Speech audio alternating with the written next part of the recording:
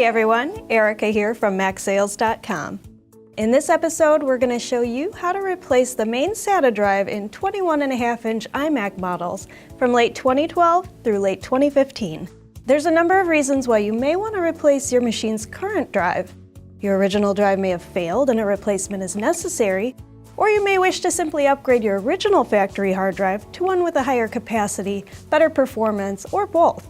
Replacing the drive in these iMacs is an advanced installation, and there is risk of damage to your screen.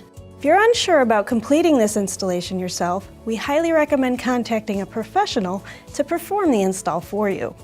Before you begin, here are some tips to make the installation go a little more smoothly.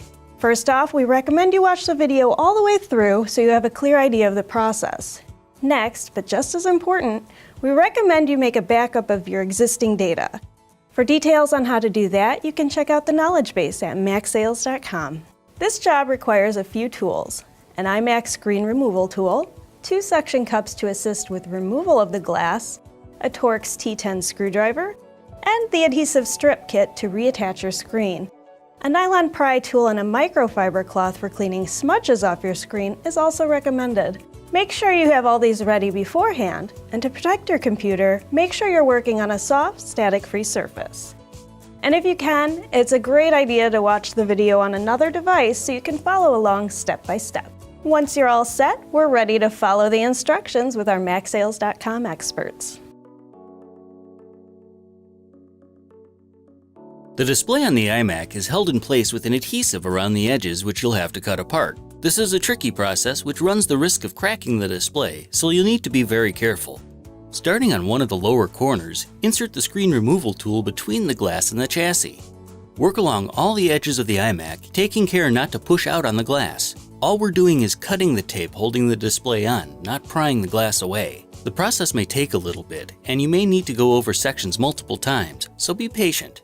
The corners may be a little tricky. Make sure the tool is right up against the chassis to make sure all the tape is cut. When near the camera, you may feel some bumps as the tape is thin here, so take care not to damage the camera itself.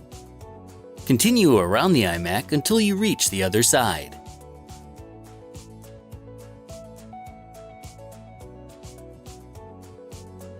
You may now lay the iMac face up on your work surface and attach the suction cups to the upper corners. Do one last check to make sure you've loosened all the adhesive around the edges of the iMac.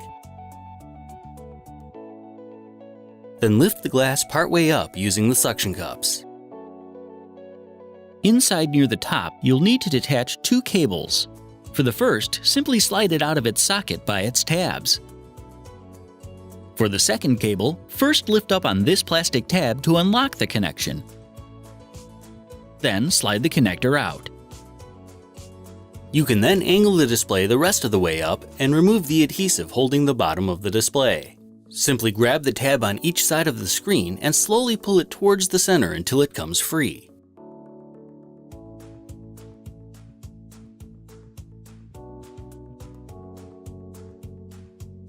You should be able to remove the display and set it aside. The hard drive is located here. To remove the hard drive, we first need to remove these retainers. The retainer near the speaker has 2 screws that are the same size.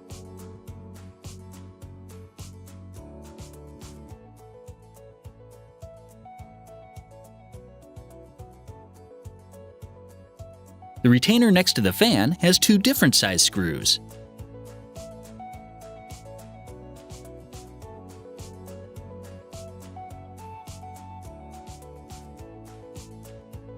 You can then lift the drive out of the bay, detach the SATA cables from the drive, and remove it from the iMac.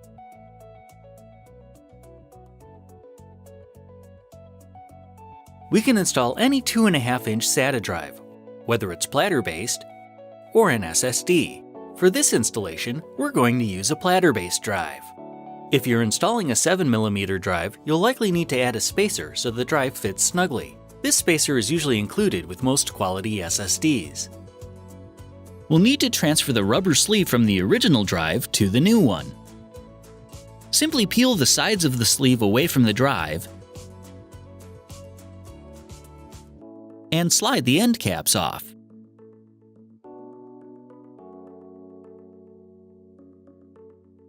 Then, insert the new drive into one of the end caps and slide the other cap over the opposite end. Gently squeeze the sides to attach them to the new drive. There should be enough residual adhesive left to allow them to stick. The new drive is now ready to be installed in the iMac.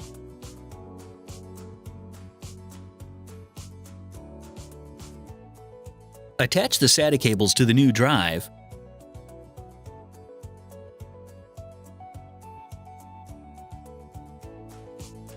then set the drive itself into the bay.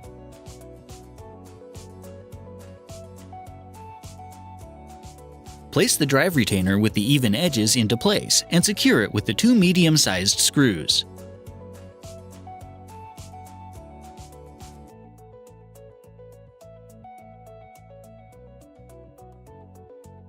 Then do the same with the other side. The side over the power board takes the long screw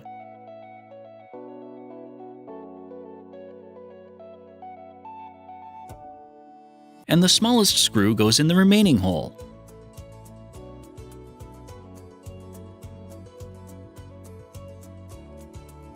Now it's time to replace the adhesive that holds the display to the iMac. First, peel up any of the original adhesive remaining on the iMac.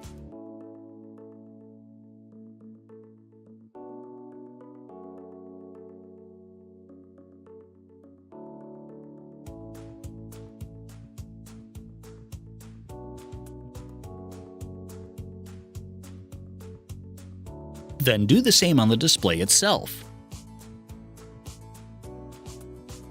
Along the top edge though, you'll want to start in the middle of each side so that you don't accidentally peel off the sealing tape on the display itself. Next, we need to put the display tape pieces in place, following the placement instructions on the sheet that came with your kit. The piece numbers will follow clockwise from the upper left corner. Peel off the backing of each piece and set it in place using some small screwdrivers or other thin tool to align the holes in the tape with the holes in the iMac frame.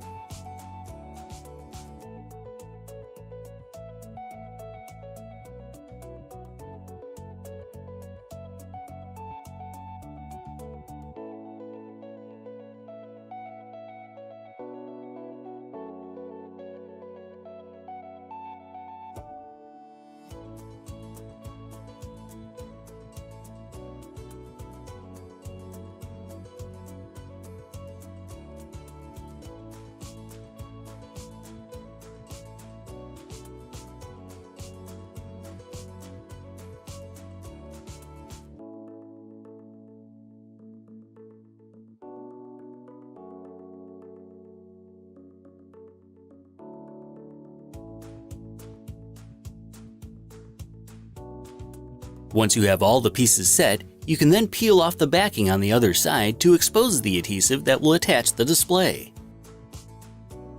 Set the display along the bottom edge, as flush with the lip and as centered as possible, but don't let it close yet as we need to reconnect the video cables. Reattach the lower cable by sliding the connector into its socket and locking it into place with the handle. Then simply slide the last connector into its socket. You can now carefully lower the display into place, making sure you have the edges lined up correctly. Gently squeeze along the edges to make sure the adhesive sticks. You can now remove the suction cups. Then use the microfiber cloth to remove any fingerprints or suction cup marks.